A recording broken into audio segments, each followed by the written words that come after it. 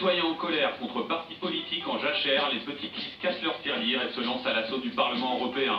Objectif, 5% des voix pour siéger à Strasbourg, du presque cuit pour les chasseurs qui fritent la barre des qualifications.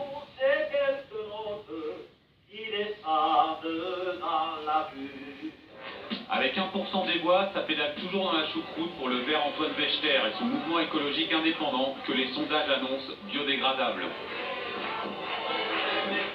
Et Antoine aussi à la corde.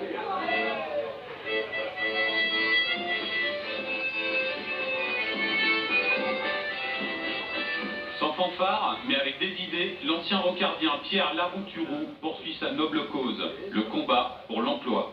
Moi, Rocard m'a redit qu'il pensait que les 35 heures étaient une erreur, qu'il aurait fallu aller à 4 jours. On a fait un article ensemble dans Le Monde pour dire que la loi Aubry était nulle. Mais là, je crois que François Hollande m'a demandé de se taire.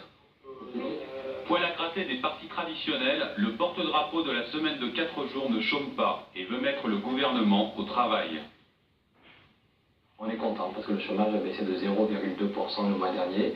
Donc on fait un communiqué pour dire que le chômage a baissé de 0,2%. Mais la précarité, elle a augmenté de combien? Et quand vous voyez, le chômage, c'est la source de tous nos problèmes. Bon.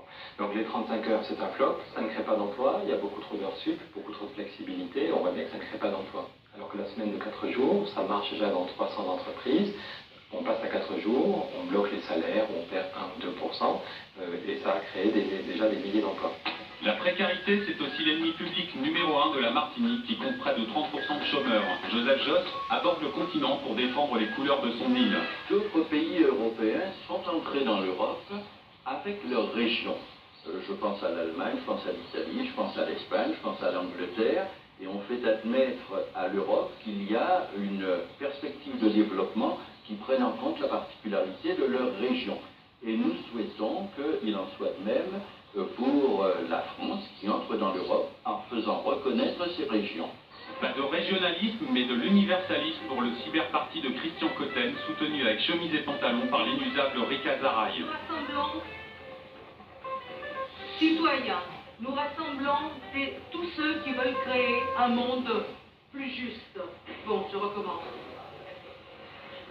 Nous disons aux Français, aux électeurs, reprenez votre pouvoir de citoyen souverain et reprenez en main votre campagne électorale, dit autrement, imprimez votre bulletin de vote vous-même en allant sur Internet. Pour Rika, exit les bains de siège, le citoyen doit se relever et militer. On nous change les heures d'été, d'hiver, sans demander personne si c'est biologique, si c'est bien. On nous donne des aliments transgéniques. En même temps, on nous interdit donc le choix thérapeutique. Mais c'est quoi tout ça? Vous avez le pouvoir entre les mains. Vous avez la force de décider. Décidons maintenant avant qu'on arrive la gueule au mur. Dans le mur, Benoît Frappé, le parti de la loi naturelle, pourrait nous y emmener, avec son vol yogique, remède transcendantal à nos petits et gros soucis. Ce que nous proposons, c'est, avec le vol yogique, une technologie qui permet d'éliminer le stress et de créer de la cohérence dans la conscience collective. Ce n'est pas un exercice physique, contrairement aux apparences, c'est totalement sans effort, et donc on constate une réduction de la criminalité, une réduction des conflits, et la violence qu'on a envoyée au Kosovo entraîne la violence. Si on n'élimine pas le stress, vous ne pouvez pas arrêter les guerres. Pour le prix d'un seul missile, on pourrait envoyer 7000 personnes là-bas et la guerre s'arrêterait instantanément. En attendant la force d'intervention yogique, les petites listes ont du ressort et animent une campagne boudée par un Français sur 3.